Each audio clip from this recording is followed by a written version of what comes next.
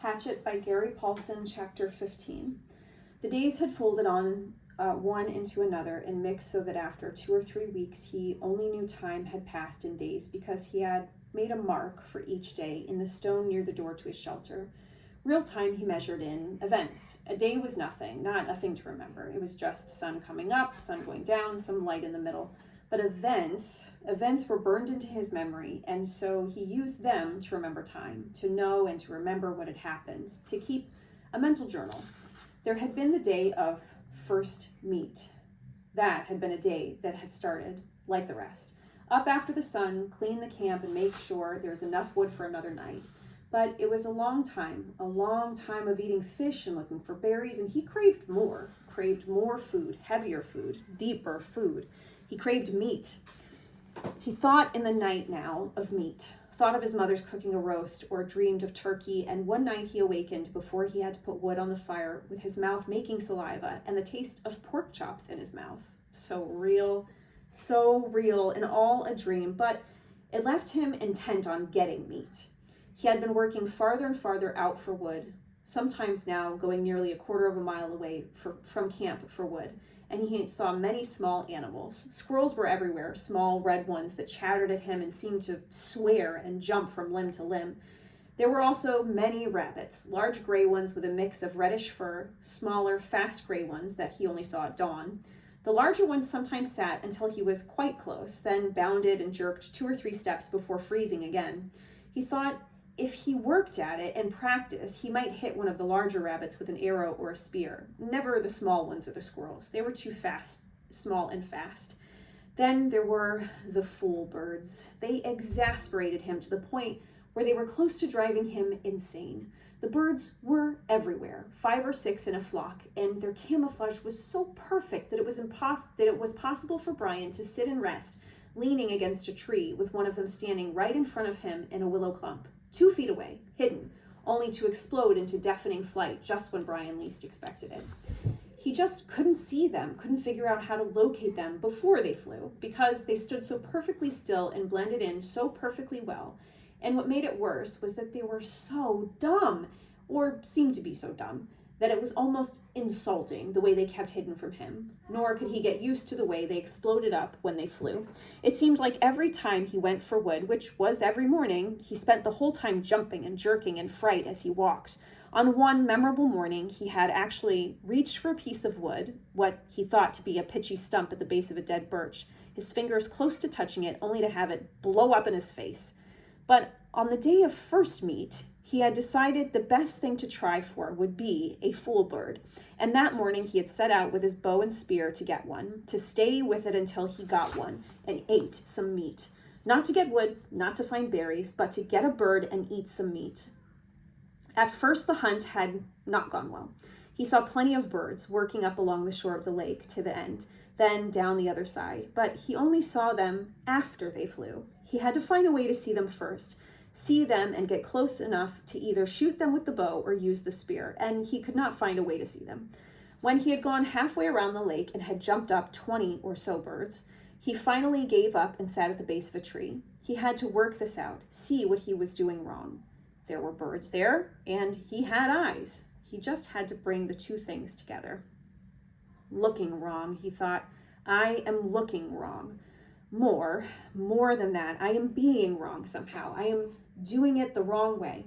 Fine, sarcasm had came into his thoughts. I know that, thank you. I know I'm doing it wrong, but what is right? The morning sun had cooked him until it seemed his brain was frying, sitting by the tree, but nothing came until he got up and started to walk again, and hadn't gone 2 steps when a bird got up. It had been there all the time, while he was thinking about how to see them, right next to him, right there.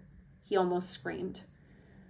But this time, when the bird flew, something caught his eye, and it was the secret key.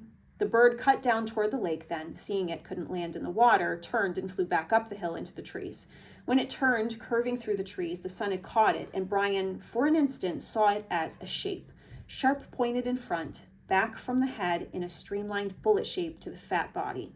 Kind of like a pear, he had thought, with a point on one end and a fat little body. A flying pear. And that had been the secret. He had been looking for feathers, for the color of the bird, for a bird sitting there.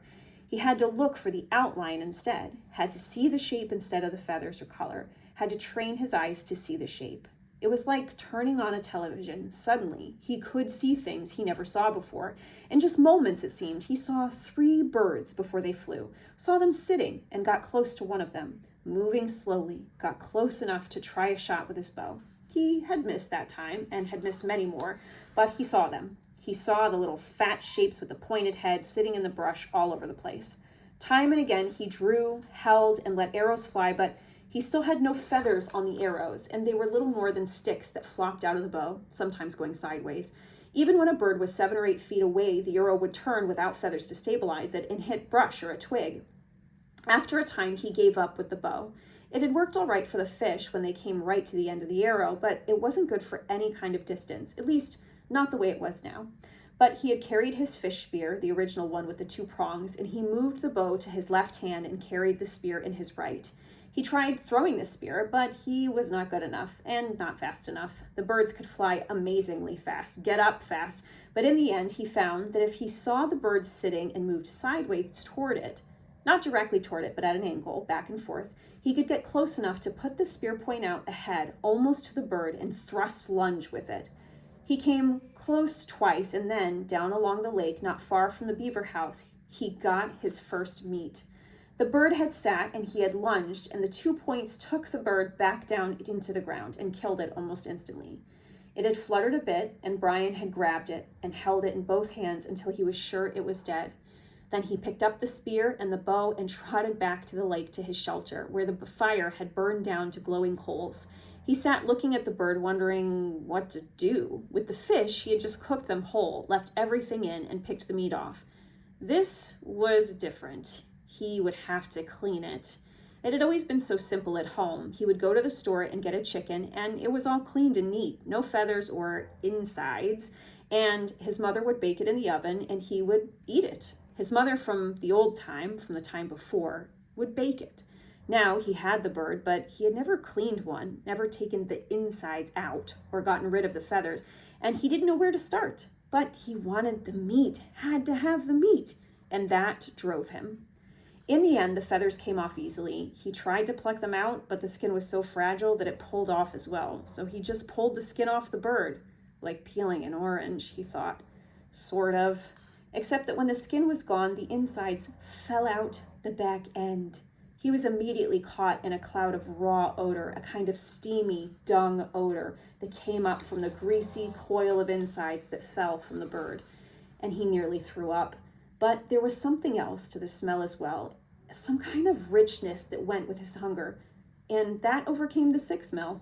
He quickly cut the neck with his hatchet, cut the feet off the same way, and in his hand he held something like a small chicken with a dark, fat, thick breast and small legs. He set it up on some sticks on the shelter wall and took the feathers and insides down to the water, to his fish pond. The fish would eat them, or eat what they could, and the feeding action would bring more fish. On second thought, he took out the wing and tail feathers, which were stiff and long and pretty, banded and speckled in browns and grays and light reds. There might be some use for them, he thought, maybe work them onto the arrows somehow. The rest he threw in the water, saw the small round fish begin tearing at it, and washed his hands. Back at the shelter, the flies were on the meat, and he brushed them off. It was amazing how fast they came.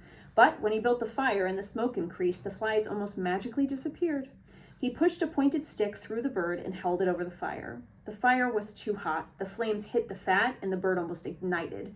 He held it higher, but the heat was worse, and finally he moved it to the side a bit, and there it seemed to cook properly, except that it only cooked on one side, and all the juice dripped off. He had to rotate it slowly, and that was hard to do with his hands, so he found a forked stick and stuck it in the sand to put his cooking stick in. He turned it, and in this way he found a proper method to cook the bird. In minutes, the outside was cooked, and the odor that came up was almost the same as the odor when his mother baked chickens in the oven, and he didn't think he could stand it. But when he tried to pull a piece of the breast meat off the meat, to pull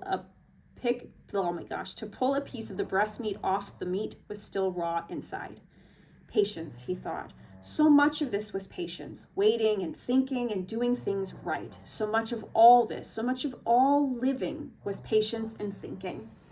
He settled back, turning the bird slowly, letting the juices go back into the meat, letting it cook and smell and cook. And there came a time when it didn't matter if the meat was done or not. It was black on the outside and hard and hot, and he would eat it. He tore a piece from the breast, a sliver of meat, and put it in his mouth and chewed carefully, chewed as slowly and carefully as he could to get all the taste. And he thought, never in all the food, all the hamburgers, all the malts, all the fries or meals at home, never in all the candy or pies or cakes, never in all the roasts or steaks or pizzas, never in all the submarine sandwiches, never had he tasted anything as fine as the first bite, first meat.